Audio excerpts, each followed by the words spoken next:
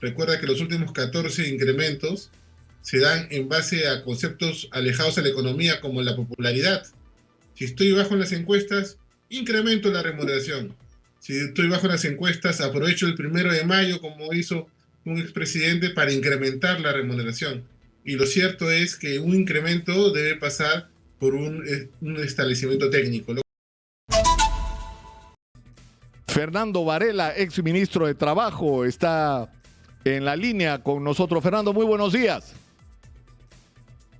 Muy buenos días, Nicolás. Gracias por la invitación. Buenos días a todos tus radioescuchas y televidentes. Está otra vez en debate el tema del sueldo mínimo. Y el Consejo Nacional del Trabajo va a evaluar, entiendo que es dentro de 30 días, ¿no? 30 días es el plazo que se han dado para evaluar este informe que se ha dado sobre el tema, ¿no? Entonces, estamos otra vez enfrentados a la misma controversia, ¿no? Es decir, el dinero que la gente está recibiendo como ingreso no alcanza. Pero por el otro lado, elevar el sueldo mínimo puede tener una serie de perjuicios a la actividad, sobre todo de la pequeña empresa. ¿Cómo se maneja esta situación, Fernando? El hecho, Nicolás, de que veamos en Exitosa y en otros canales y medios de difusión como noticia del día y de las últimas semanas un posible incremento de la remuneración mínima vital, de por sí es lo que tenemos que evitar. En otras latitudes como Colombia, como Chile, por ejemplo, este debate, este discurso no se da porque ya el incremento se encuentra fijado en una norma y según unos criterios económicos plasmados en esta norma, se ve cada 2 años o cada año un posible incremento. Pero como esa norma técnica no existe en nuestro país, cada cierto tiempo el debate del incremento se vuelve a dar, dándole esa patente de corso a los gobernantes de turno de que a veces, o muchas veces, recuerda que los últimos 14 incrementos se dan en base a conceptos alejados a la economía como la popularidad.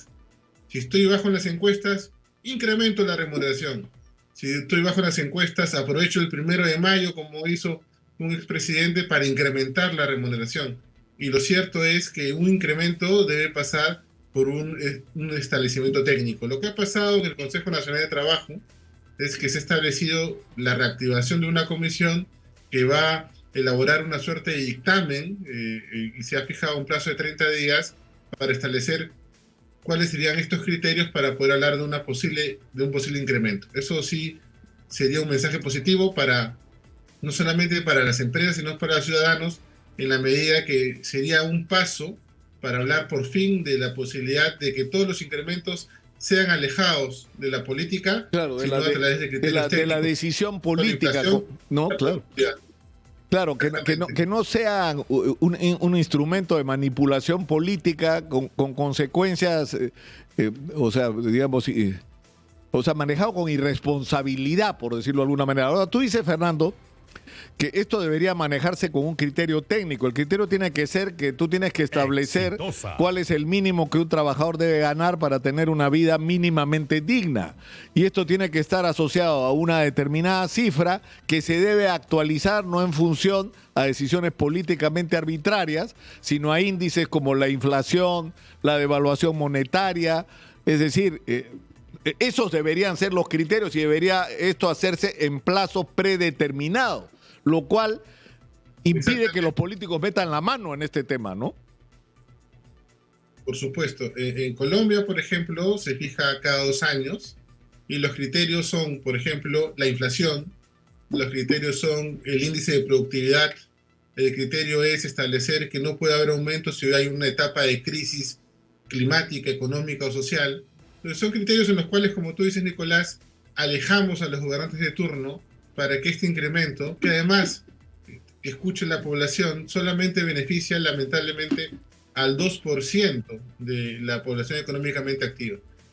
Y además, si le sumamos otro factor, que es el tema de la informalidad, el tema del subempleo, hay que tener bastante cuidado a hablar del incremento. No estamos diciendo que no se debe incrementar, ojo, ya han pasado cerca de 2 años del último incremento.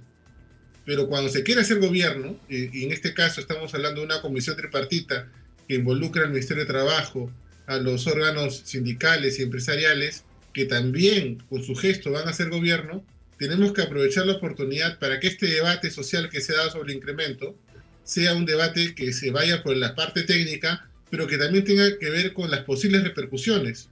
Porque un incremento, por ejemplo, no manejado económicamente, podría matar, liquidar las microempresas que están haciendo mucho esfuerzo para mantenerse en el mercado luego de una recesión.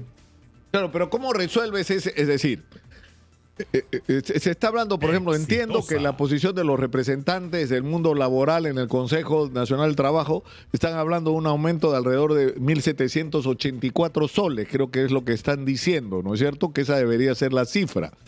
Ahora, esto puede ser discutible en empresas formales, ¿no es cierto? En empresas industriales, mineras, comerciales, bancarias o lo que fuera. Pero en un país donde el 80% de la economía es informal, que es un mundo de la micro y pequeña empresa, establecer ese mínimo como remuneración, como tú dices, puede ser mortal si es que no va acompañado de otras medidas que aminoren el golpe que este tipo de aumento significaría para la economía de estas pequeñas empresas, ¿no es cierto? O sea, por ejemplo, beneficios tributarios o de otra naturaleza, no sé, esto es algo sobre lo que me imagino se tiene que haber hablado, ¿no? Cuando hablamos de hacer gobierno implica que no podemos quedarnos en el debate del incremento por el incremento. Para hacer un incremento sostenido que no afecte la informalidad, o sea, la formalidad, o sea, mayor afectación que un 80%, imagínate, alentar más informalidad sería ya por un mundo de locos. Pero tendríamos que ver que este incremento no puede venir aislado, tiene que venir acompañado de una serie de medidas, como tú dices, que permitan que sea sostenible en el tiempo.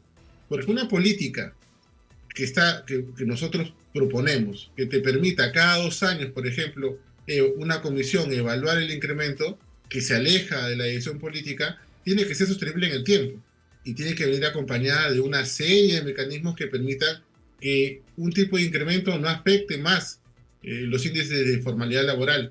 Además, hay que entender que si bien 600.000 trabajadores serían beneficiados, el hecho del incremento también de alguna manera afecta a otros beneficios, como por ejemplo la asignación familiar o los practicantes pre o profesionales que también reciben la remuneración mínima vital en promedio. Entonces tendríamos que evaluar también eso y también evaluar cuánto es lo que está pagando el mercado actualmente según sectores. La remuneración promedio en el Perú es de 1.700, de 1.800 soles. Una remuneración mayor a los 1.300, 1.400 soles distorsiona esta remuneración promedio. Todo eso tenemos que evaluarlo también porque este incremento, si bien es para un 2%, puede alterar toda la dinámica de remuneraciones de un gran sector de la población económicamente activa. Claro, pero digamos, si se aprobara que la remuneración mínima vital es, ponte, la que proponen los representantes del mundo laboral, 1.784, ¿a cuánta gente realmente le va a alcanzar este mínimo? O sea, ¿cuánta gente va a recibir de manera efectiva ese mínimo vital? Claro. En el papel, aproximadamente 600.000 trabajadores. En el papel. Esa es una cosa que tú haces una ecuación en el papel, 600.000 trabajadores. Pero un empresario, un microempresario, que le informan a través de Exitosa que ahora va a tener que pagar 1.700 trabajadores, 1.700 soles a sus trabajadores, lo que va a hacer es despedir, o que le va a decir, ¿sabes qué, Nicolás? No te puedo tener en planilla, trabajamos por negro. Entonces eso también hay que tenerlo en cuenta. Inclusive la cifra es menor a la que tú propones porque la Confederación de Trabajadores del Perú propone cerca de 2.000 soles. Claro, es la dinámica, la negociación, llegar a un acuerdo. Yo no tengo mayor duda que va a haber un incremento, porque ya se han venido dando los mensajes y en la política, digamos, lo que se va a buscar es de alguna manera verse favorecidos con un poco de popularidad.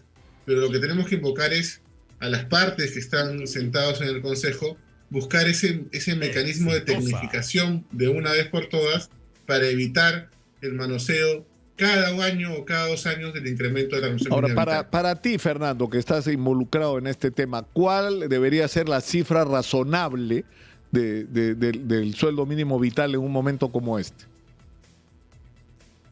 Primero, tenemos que reconocer que estamos saliendo de una recesión. Actualmente, una cifra razonable podría ser alrededor del 10% más de lo que está pagando actualmente, que sería aproximadamente 1.200 soles. Claro, otros actores de la política laboral, como los sindicatos, dirán que este monto es menor, pero mi posición es alrededor de lo que se puede distorsionar en relación a un incremento no medido, no analizado, ¿no? Entonces ese es un tema que teníamos que evaluar. Tú lo acabas de decir, tenemos un 80% de informalidad.